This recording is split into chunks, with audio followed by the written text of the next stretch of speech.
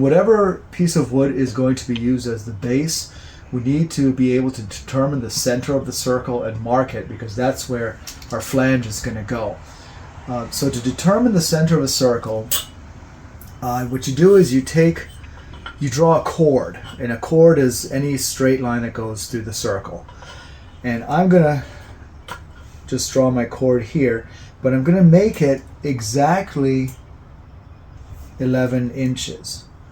Okay, and the reason why is because I know that half of 11 is 5.5.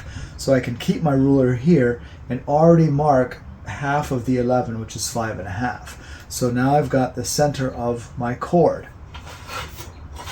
Then with a square, I can put the square here right alongside the line of the chord. And now I have this center line. I'm going to extend that from the center of the chord out to the edge of the circle.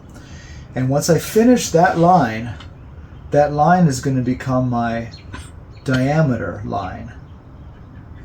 So I finished the diameter line, and now what I'm going to do is divide the diameter line in half. And the diameter is just another chord, but I'm going to divide that in half.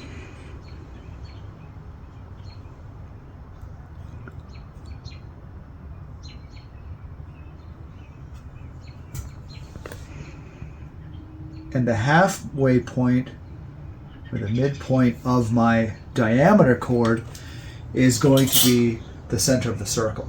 So this is our center.